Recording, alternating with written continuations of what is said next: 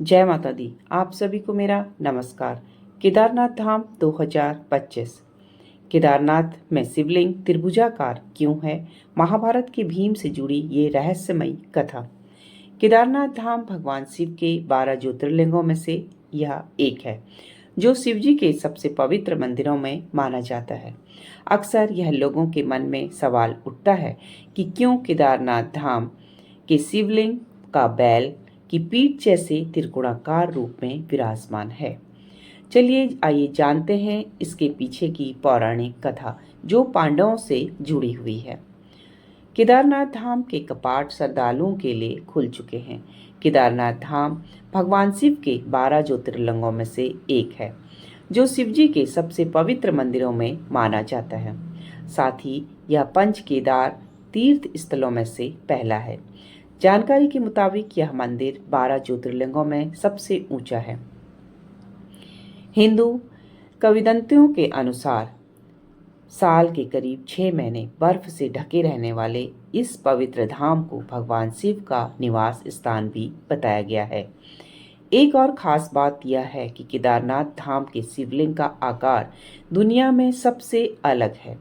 केदारनाथ के शिवलिंग का आकार त्रिकोण है। इसकी परिधि 12 फीट और ऊंचाई भी 12 फीट ही है। मंदिर के सामने पार्वती और 5 पांडव राजकुमारों के चित्र हैं। अक्सर यह लोगों के मन में सवाल उठता है कि क्यों केदारनाथ धाम के शिवलिंग का आकार बैल की पीठ जैसा है।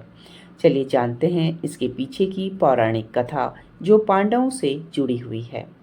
जब नंदी का रूप धारण कर धरती में समाये शिव, पौराणिक कथा के अनुसार महाभारत का युद्ध समाप्त हो चुका था और युधिष्ठिर हस्तिनापुर के राजा बन चुके थे।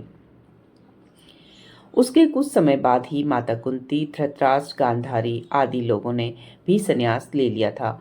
फिर एक दिन हस्तिनापुर की सभा में कुछ ब्राह्मणों ने पांडवों को बताया कि उन्होंने युद्ध में अपने भाइयों की हत्या की है और उस पाप को मिटाने के लिए उन सभी लोगों को भगवान शिव की उपासना करनी पड़ेगी।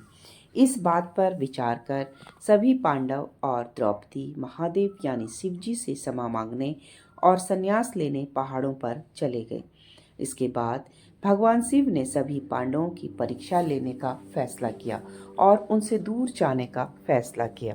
इसके बाद पांडव भगवान शिव की तलाश में जहाँ भी जाते वहाँ से शिव जी चले जाते। आखिर में पांडवों को भगवान शिव के दर्शन हिमालय की पहाड़ियों में हुए, पर महादेव ने वहाँ भी बैल का रूप धारण कर लिया।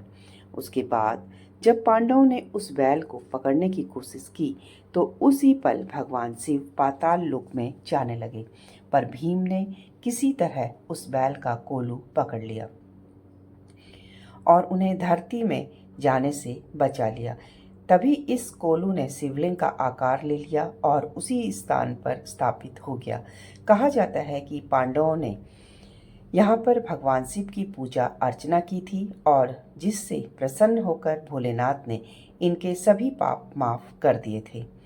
अगर आपको हमारी वीडियो अच्छी लगी हो तो प्लीज़ लाइक शेयर सब्सक्राइब कीजिए। कमेंट्स में हर हर महादेव जरूर लिखें। धन्यवाद।